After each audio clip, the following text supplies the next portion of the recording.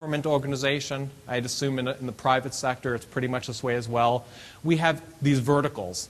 Okay? And these verticals are called enterprise architecture. They have enterprise architecture boards. We have investment review boards for capital planning and investment control, project management offices, system development life cycle and their associated reviews. More recently, we have things called IT acquisition reviews, which is separate, although related. IT security systems officer or chief information security systems officers conducting their element of compliance and review, configuration control board, and I'm sure the list goes on and on. This isn't meant to be comprehensive. That's on the vertical. Then on the horizontal, we usually do these types of functions in the organization, in our agencies and our components, and very often it's done at some level again at the department. Again at the department level. And then very often, again, you have these types of reviews being conducted by OMB and GAO and other compliance authorities. So it's not very strategic. It's not very business process oriented. It's not very efficient and effective. You know, my vision for this is that we move towards a more strategic, simple, streamlined, and integrated process in our organization. The analogy I would put forth to you is that of a monopoly board. Why Monopoly board? I guess we're going from Dr. Seuss to Monopoly boards today. Monopoly board, another kid's game. It's so simple, right? Every child understands it and can play that game pretty much, right? And you go around the board logically and sequentially, not in these haphazard, processes and reviews. And you do that, you can go around the board and complete your project. You actually complete and execute your project, and it just doesn't keep going for $1.2 billion or trillion, $1.2 billion and keep going and going. And you do this without ending up in the proverbial monopoly jail on the OMB watch list for failed IT projects or on the front page of the Washington Post. That's sort of the point here. And you don't want to end up like this guy in the corner pulling out your hair because of all these verticals and uncoordinated lack of strategy. Problem number 5. And at first, this doesn't appear like a problem, so I need to explain this to you. Multiple best practices. Well, what's wrong with best practices? Best practices is a good thing, isn't it? Sure, it sure is a good thing, and there's a lot of great best practices out there today. One of the issues, though, is, and this is, again, it's not meant to be comprehensive, this is just a smattering of them to throw up there, is that they're skewed towards particular functional areas. So if you're the CIO or CTO or IT leader, you've got a lot of best practices you need to be keeping your eye on and working into the organization. And you don't even have things in here like Six Sigma, and various others. So, for example, enterprise architecture, one of the big drivers in the federal government is the federal enterprise architecture, the FIA. CPIC, we have things like COBIT.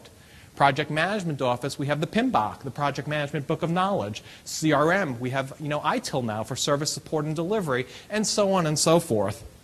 The idea is here, though, that, again, we need to move from best practices skewed to particular functional areas to something that a CIO or CTI can incorporate best practices from all areas and cross all the functional areas, all the lines. So we need to take the time to sort out these best practices and set a strategic direction for the organization. We can't do them all. There's no way that that's going to happen. And in fact, many organizations aren't even doing any of them real well. So we need to do better here. We need to become more strategic. So the result.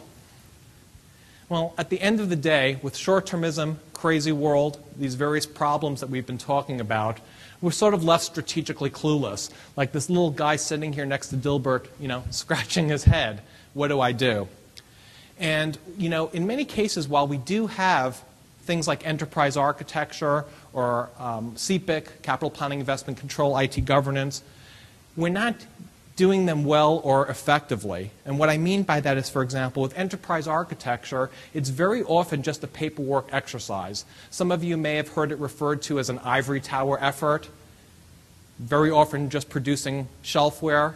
Again, Nathaniel had a slide on there with some very complex business process modeling, and he said, not this way. And it's the same thing with the architecture, not that way. We need to make it user-centric. We need to make it simple and easy for people to understand, and not just the IT people, but the business people. And similarly, on the governance side, very often the governance is treated as what? As a compliance, as just compliance, as a checklist. Did we do this? Did we do this? Did we do this?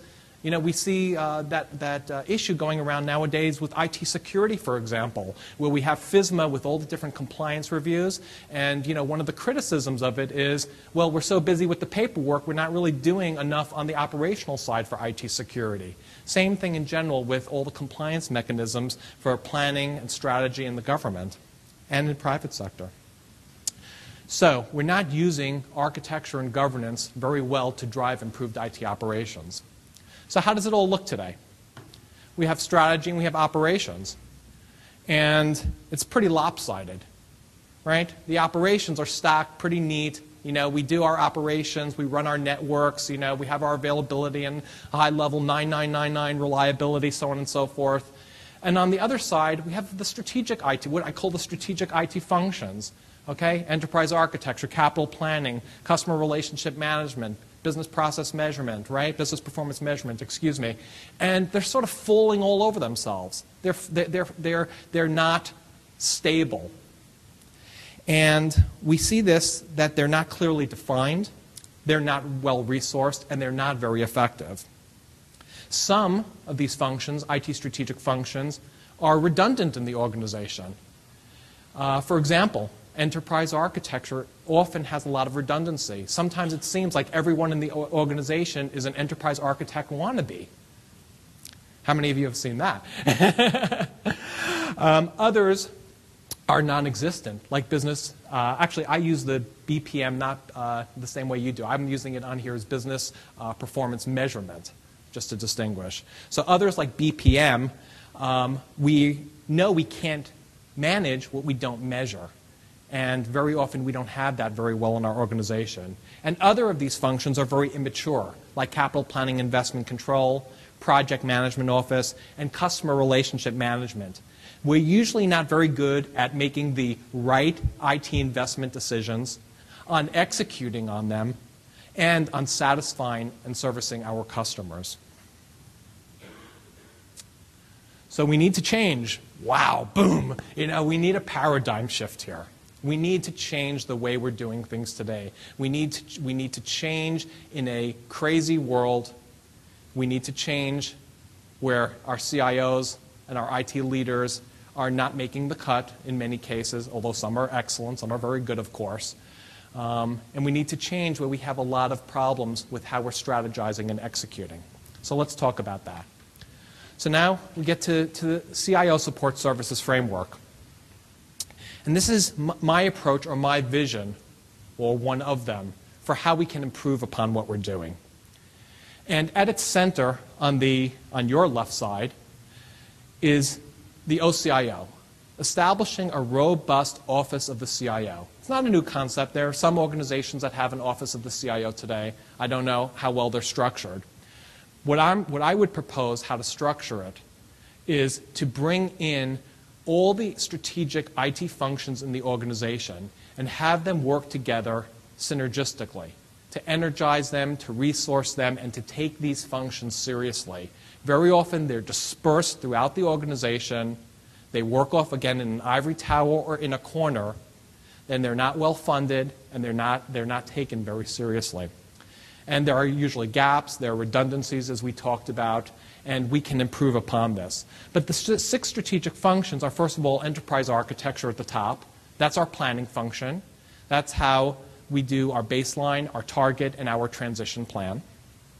And we can do that for strategic planning. We can also do that for operational and tactical planning. And then as we go clockwise around that circle, you have CPIC, or capital planning and investment control. That's how we do our IT investments, how we select, control, and evaluate